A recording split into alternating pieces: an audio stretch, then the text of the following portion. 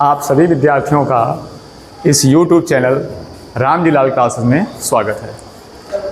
पिछले वीडियो में हमने इंटरमीडिएट के सिलेबस की बात की थी। उसमें पूरा सिलेबस फर्स्ट बुक और सेकंड बुक का बताया था हमने NCERT पैटर्न के आधार पर। NCERT पैटर्न का नाम सुनने में थोड़ा सा एकदम भारी लगता है, कुछ नई चीज़ नहीं है। कुछ भी नहीं होता है, सिलेबस सब कुछ वही है, भौतिक विज्ञान के नियम सिद्धांत सब वही हैं। बस कुछ भाषा जो उसकी होती है थोड़ी ज़्यादा गंभीर सीरियस भाषा उसकी होती है, थोड़े शब्द उसके ज़्यादा क्लिष्ट टाइप के होते हैं, और जो न्यूमेरिकल वगैरह होते हैं थोड़ा ज़्यादा घुमा के रखता है वो NCERT में। बाकी लगभग सारी बातें वही हैं, नियम और सिद्धांत सब कुछ वही हैं। तो जो सिलेबस बताया था उस सिलेबस के आधार पर जो भौतिक विज्ञान के इंटरमीडिएट की पहली यूनिट वो थी स्थिर वैद्युतिकी, उस पर जरा बात करते हैं। जो हमारी यूनिट फर्स्ट थी उस यूनिट का नाम था स्थिर वैद्युतिकी।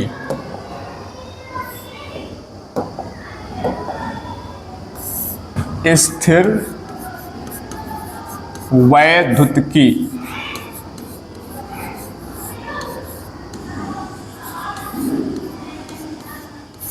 जिसको हमने इंग्लिश में कहा था इलेक्ट्रोस्टैटिक।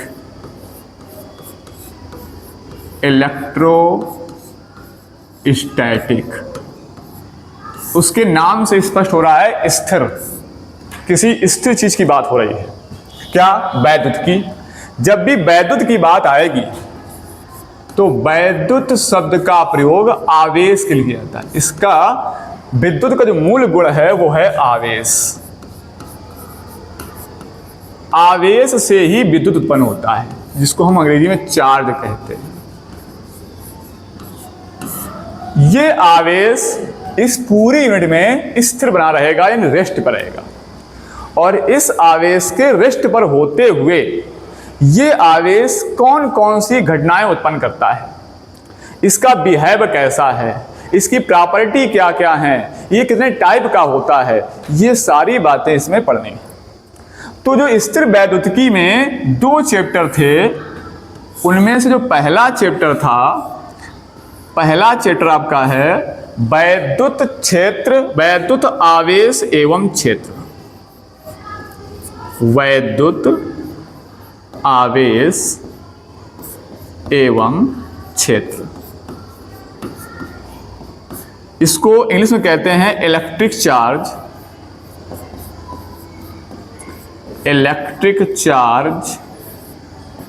And field. ये है पहला आवेश NCERT पैटर्न के आधार पर। इस चैप्टर में भी 2 भाग हैं। एक भाग है वैद्युत क्षेत्र और कूलाम के नियम का, और दूसरा भाग है वैद्युत फ्लक्स और गॉस की प्रमेय का। तो सबसे पहले हम बात करेंगे इसके आवेश की, कि आखिर आवेश क्या होता है, इसको सर्वप्रथम किसने बताया, कैसे बताया, इसकी पूरी कंडीशन क्या है।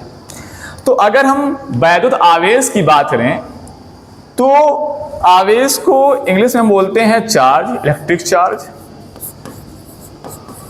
और इस आवेश को सबसे पहले बताया था वैज्ञानिक थेल्स ने, इलेक्ट्रिक चार्ज।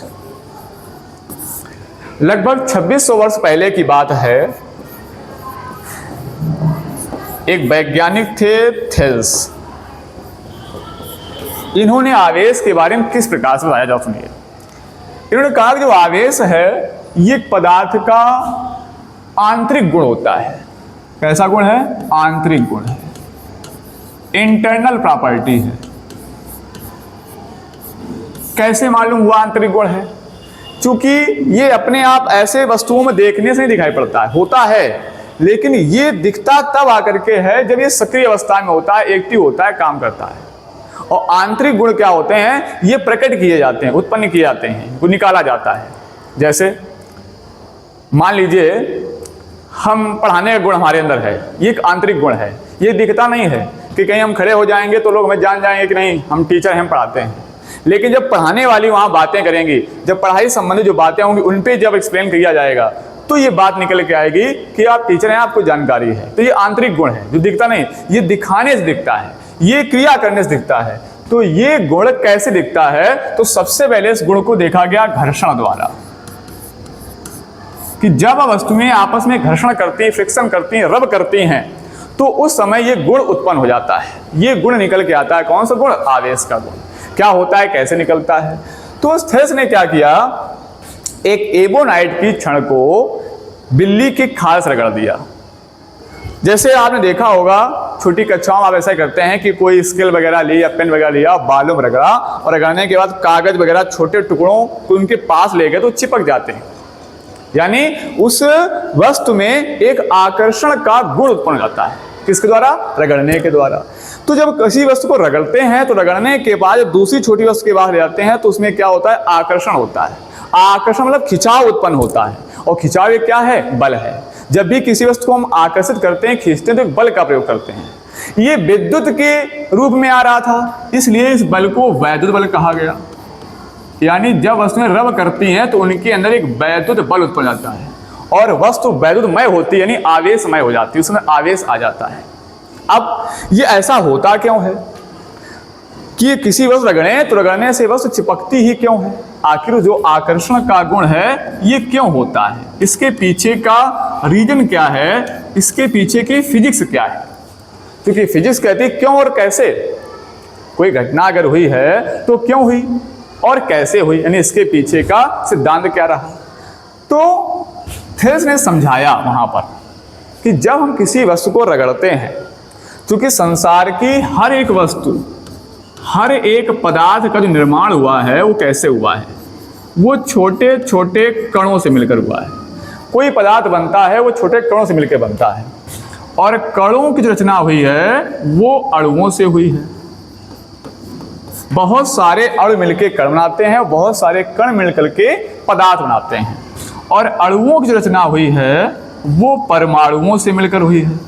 बहुत सारे असंख्य परमाणु आपस में मिलते हैं और उन परमाणुओं से अणु का निर्माण होता है। और इस परमाणु की रचना जो होती है वो 3 कणों से मिलकर होती है, इलेक्ट्रॉन, प्रोटॉन और न्यूट्रॉन। यानी हर एक पदार्थ में ये तीनों मौलिक कण, तीनों ये आपके जो मूल कण हैं ये पाए जाते हैं, इलेक्ट्रॉन, प्रोटॉन और न्यूट्रॉन। अब जैसे ही पदार्थ को रगड़ते हैं तो रगड़ने से इलेक्ट्रॉन कहाँ होते हैं? कक्षाओं में होते हैं, नाभिक से बाहर होते हैं। वो थोड़ा नाभिक से बाहर होने की वजह से रगड़ना, जैसी एनर्जी मिलती है तुरंत कक्षा को छोड़कर बाहर आते हैं। और जैसे ही कोई इलेक्ट्रॉन कक्षा से निकलता है, इलेक्ट्रॉन त्याग करता है अपने परमाणु को, तो जैसे इलेक्ट्रॉन निकलता है तो उसके पास पॉजिटिव चार्ज बढ़ जाता है, निगेटिव चार्ज कम हो जाता है। क्योंकि हर एक परमाणु में इलेक्ट्रॉनों और प्रोटॉनों की संख्या सेम होती है। ये आप केमिस्ट्री में पढ़ चुके हैं। परमाणु क्रमांक बराबर होता है इलेक्ट्रॉनों की संख्या बराबर प्रोटॉनों की संख्या।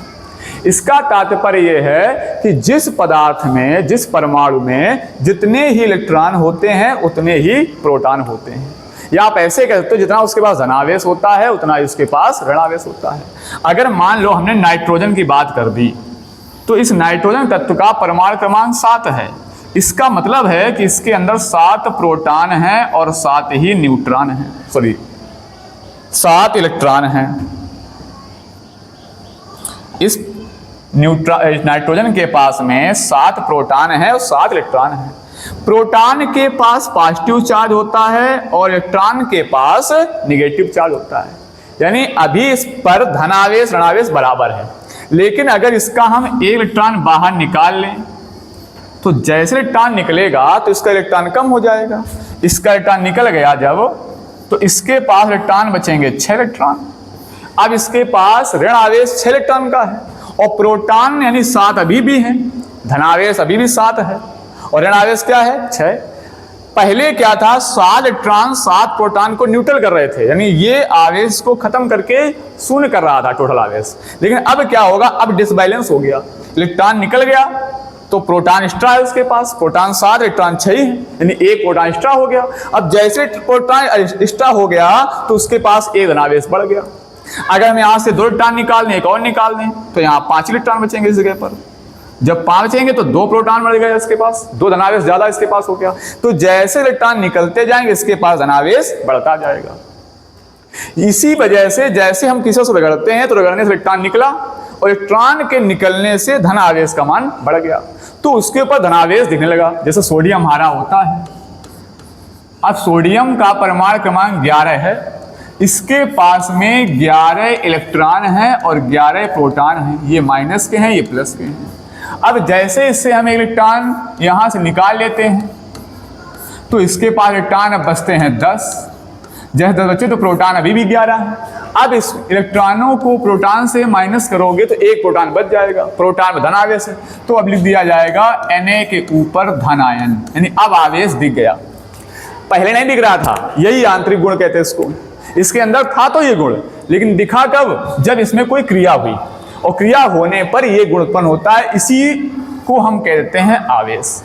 अगर किसी ने इलेक्ट्रॉन ले लिया, जैसे मान लो क्लोरीन है और क्लोरीन ने सोडियम इलेक्ट्रॉन ले लिया, तो क्लोरीन का जो परमाणु क्रमांक था वो 17 था, यानी इसके पास में 17 इलेक्ट्रॉन थे और 17 ही प्रोटॉन थे।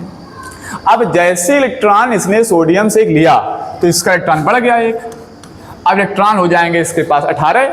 जब 18 हो गए तो प्रोटॉन अभी भी 17 हैं, तो एक इलेक्ट्रॉन का मान बढ़ गया, तो इसके पास क्लोरीन का एक इलेक्ट्रॉन इसके पास अधिक हो गया, तो Cl ऋणायन।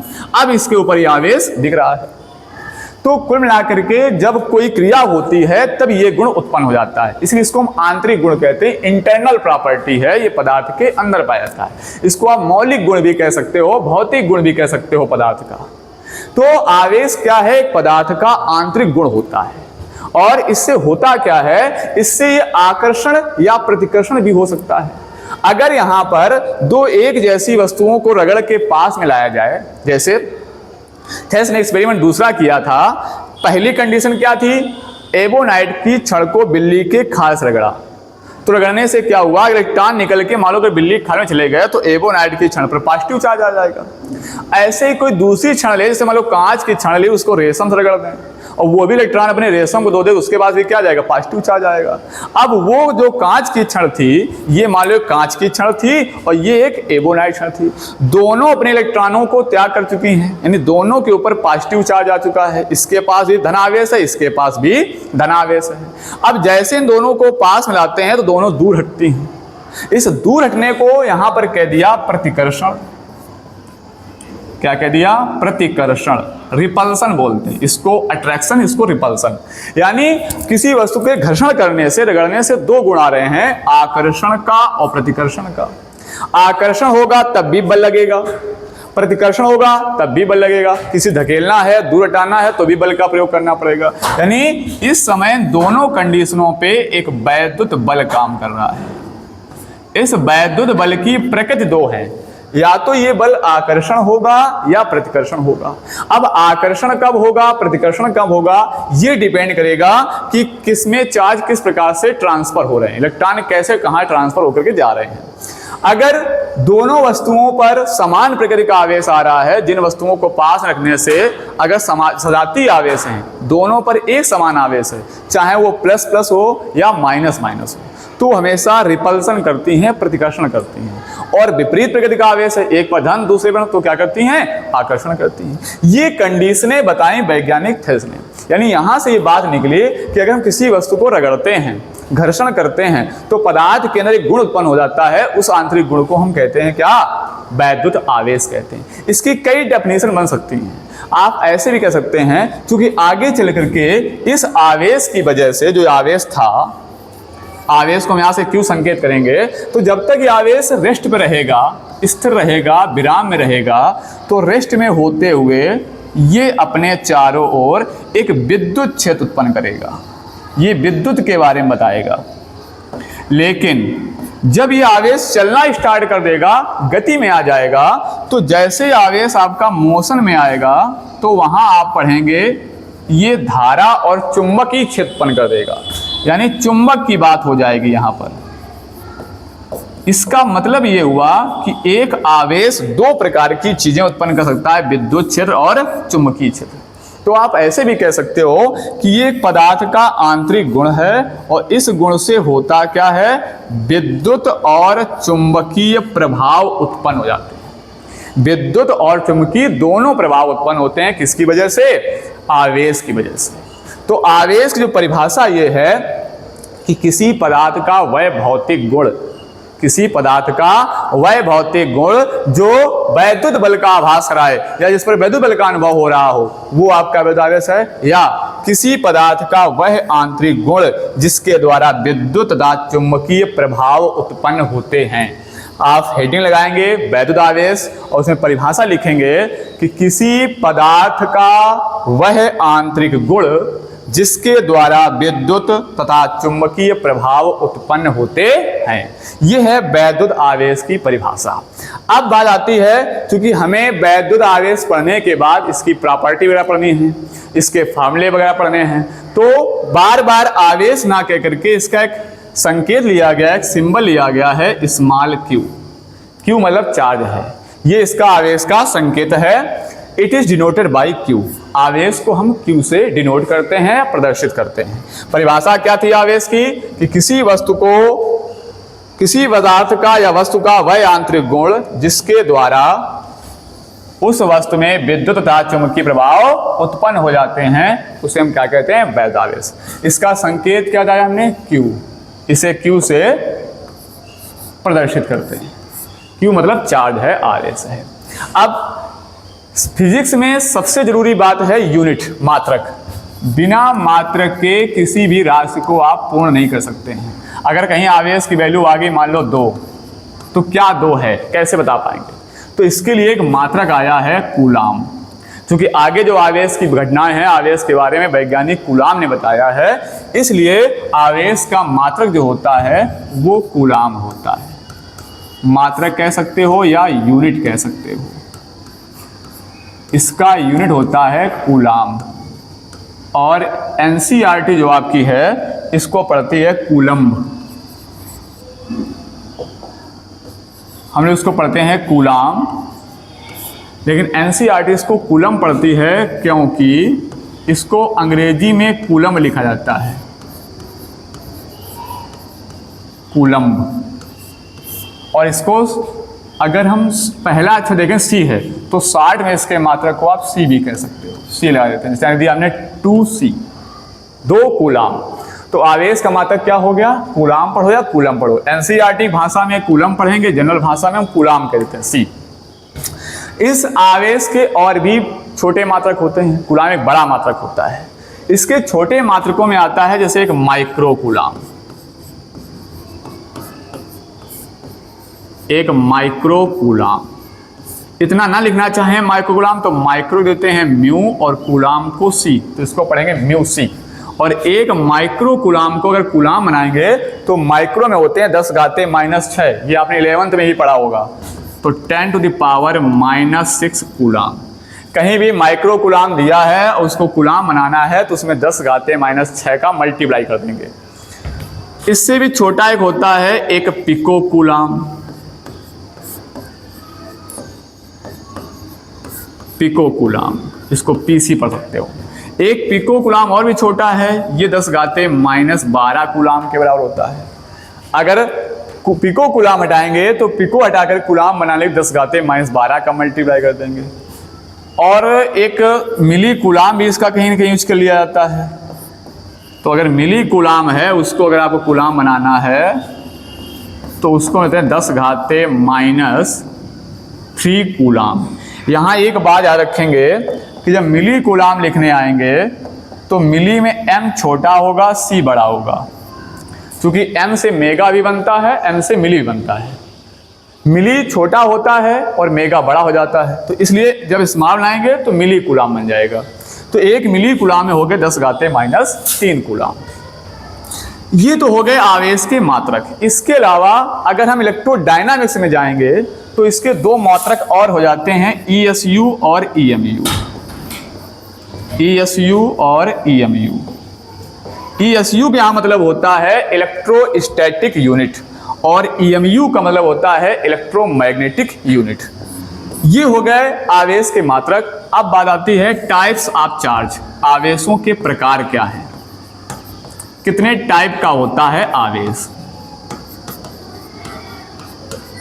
टाइप्स ऑफ चार्जेस, तो हमने अभी देखा, सोडियम में भी देखा, क्लोरीन में भी देखा कि दो प्रकार के आवेश निकल के आ रहे थे, किसी पर धन का आवेश आ रहा था और किसी पर ऋण का आवेश आ रहा था। तो चार्ज हमारे दो प्रकार के होते हैं, एक आपका होता है धनावेश, जिसको हम अंग्रेजी में कह सकते हैं पॉजिटिव चार्ज, पॉजिटिव चार्ज, और दूसरा हमारा होता है ऋण आवेश, अर्थात निगेटिव चार्ज।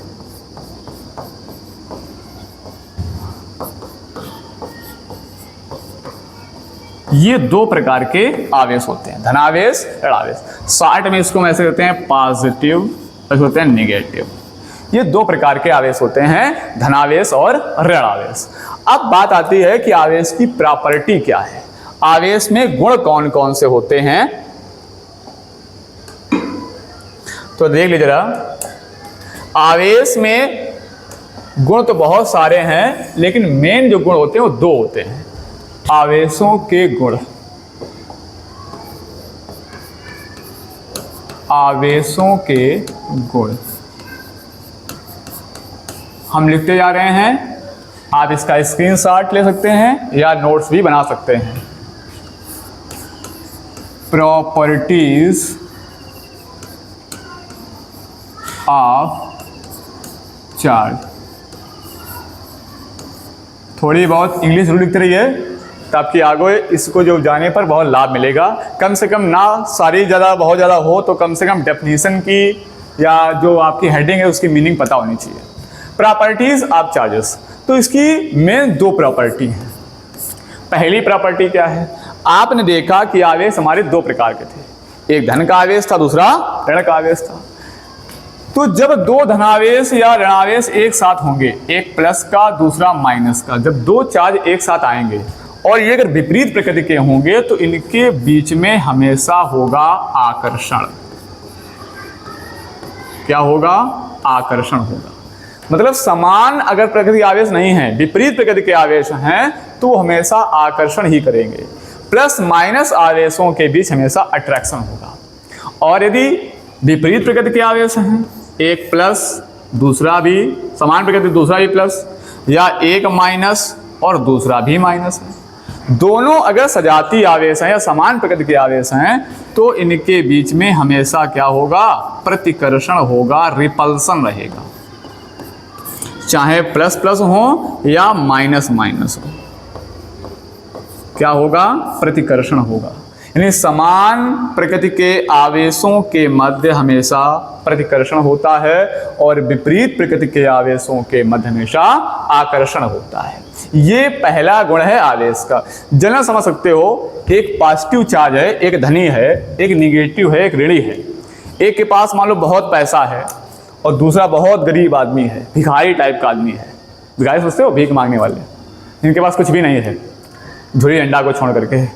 तो ये पॉजिटिव चार्ज यानी धनी व्यक्ति के पास अगर एक गरीब व्यक्ति जाएगा कुछ मांगने या कुछ अपनी सहायता के लिए, तो ये कर सकता है, अट्रैक्ट कर सकता है, उसको काम पे दे सकता है, उसको नौकरी दे सकता है, पैसा दे सकता है, अट्रैक्ट कर लेगा, आकर्षण हो जाएगा। लेकिन यहाँ देखो, अगर एक धनी व्यक्ति है, दूसरा भी धनी व्यक्ति है, दोनों पैसे वाले आदमी हैं, अब ये इससे कुछ कहे कि हमसे भैया मदद मांगो आके, या हमारे यहाँ काम करो आकर के हमें पैसे देंगे, तो ये कहेगा हमारे पास पैसे कमी नहीं, तुम भी आ सकते हो हमारे पास। यानी बात नहीं बनने वाली है, प्रतिकर्षण हो जाएगा।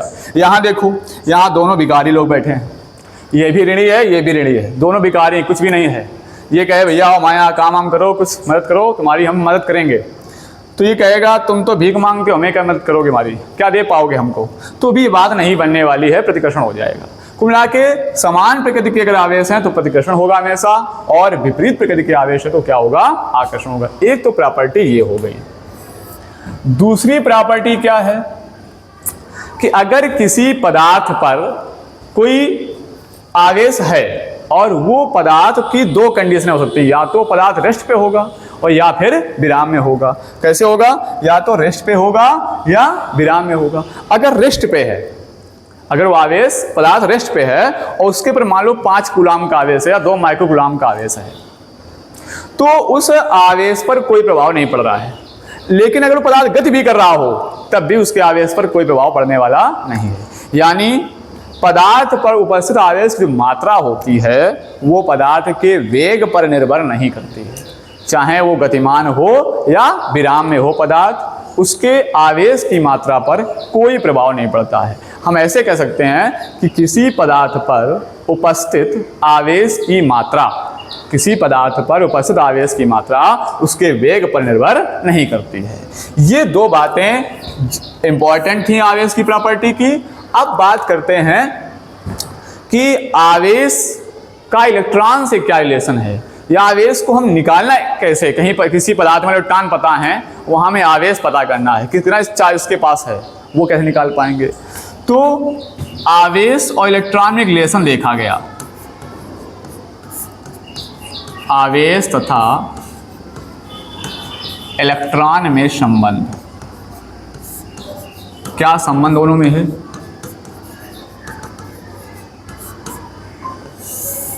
इलेक्ट्रॉन जो होता है ये आवेश का एक मूल कण है, एक फंडामेंटल चार्ज है। इसको आप मूल आवेश भी कह सकते हो। मूल आवेश, मूल शब्द का मतलब होता है जड़, जहां से स्टार्टिंग हो रही है। इसको फंडामेंटल चार्ज कहते हैं। फंडामेंटल चार्ज मूल है, जड़ है, शुरुआत यहीं से है। मूल आवेश कोई नई बात नहीं है। आवेश का सबसे सूक्ष्मतम मान होता है वो होता है इलेक्ट्रॉन। इलेक्ट्रॉन को सबसे छोटा माना गया है। ऐसा नहीं कि इलेक्ट्रॉन ही सबसे छोटा होता है, होता और भी है। क्वार्क वगैरह होते हैं, उन पर इलेक्ट्रॉन से भी छोटा आवेश होता है। और इलेक्ट्रॉन को हम ई कहते हैं, ई संकेत करेंगे। ये आवेश का सबसे छोटा कण होता है और इस पर जो आवेश की मात्रा होती है वो निगेटिव करके, माइनस करके होती है 1.6 इंटू 10⁻⁻19 कूलाम। ये आवेश इलेक्ट्रॉन का है और इतना ही आवेश प्रोटॉन पर भी होता है। छोटी कक्षाओं में पढ़ा होगा, बस वो प्लस का होता है 1.6 इंटू 10⁻⁻19 कूलाम। दोनों पर आवेश की मात्रा समान है, बस अंतर है तो प्रकृति का। एक पर ऋण प्रकृति का आवेश है, दूसरी पर धन प्रकृति का आवेश। ये आपका हो गया मूल आवेश। ये सबसे सूक्ष्मतम आवेश है। ये पदार्थ पर जो इलेक्ट्रॉन होता है वो सबसे छोटा आवेश माना गया है और उसका ये आवेश होता है, उसको हम बोलते हैं मूल आवेश। अब किसी पदार्थ में इलेक्ट्रॉन होंगे जितने, उसी हिसाब से उसके पास आवेश होगा। जैसे आप हीलियम देख लो, हीलियम का परमाणु क्रमांक 2 है तो इसमें 2 इलेक्ट्रॉन है, तो इसका उसके पास आवेश 2 इलेक्ट्रॉन का है। अभी आप कार्बन की बात कर दो तो कार्बन का परमाणु क्रमांक 6 है तो इसमें 6 इलेक्ट्रॉन के बराबर आवेश है। अभी आप क्लोरीन की बात कर दो तो क्लोरीन का परमाणु क्रमांक 17 है तो इसमें 17 इलेक्ट्रॉन के बराबर आवेश है। तो ये सब क्या है? ये पूर्ण संख्या है। 1 2 3 4 5 ये क्या है? पूर्ण संख्या है और इलेक्ट्रॉन में सबका गुणा हो रहा है। इन संख्याओं को अगर हम n कह दें और इधर e कह दें, क्या बन जाएगा? आवेश बन जाएगा।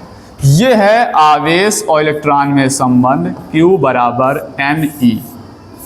n क्या है? इलेक्ट्रॉनों की संख्या, नंबर ऑफ इलेक्ट्रॉन, और E क्या है? इलेक्ट्रॉन का आवेश, जो ये फिक्स है।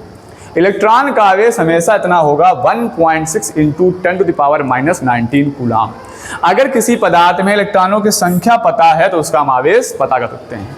तो इसको कह भी ऐसा सकते हैं कि किसी पदार्थ जो आवेश होता है वो क्या होता है? इलेक्ट्रॉनों की संख्या का पूर्ण गुणज। किसी पदार्थ में उपस्थित इलेक्ट्रॉन की जो संख्या होती है उसका पूर्ण गुणज होता है बल्क आवेश। वो वैल्यू आवेश के बराबर होती है। किसी पदार्थ में उपस्थित आवेश की मात्रा इलेक्ट्रॉनों की संख्या का पूर्ण गुणज होती है। पूर्ण संख्या का गुणा करो इलेक्ट्रॉन में, क्या मिल जाएगा आपको? आवेश मिल जाएगा। यानी यहाँ पर क्या है? इलेक्ट्रॉनों की संख्या है, इलेक्ट्रॉनों की संख्या, और E क्या है? इलेक्ट्रॉन का आवेश है जो हमेशा फिक्स होता है 1.6 इंटू 10⁻⁻19 कूलाम। इस वीडियो में इतना ही। इसके आगे इससे रिलेटेड जो क्वेश्चन आते हैं, न्यूमेरिकल जो होते हैं आपके हैं, वो बताएंगे। तब तक इसके नोट्स बना लीजिएगा, इसको तैयार कर लीजिएगा। अगले वीडियो में इसके न्यूमेरिकल आपको कराएंगे।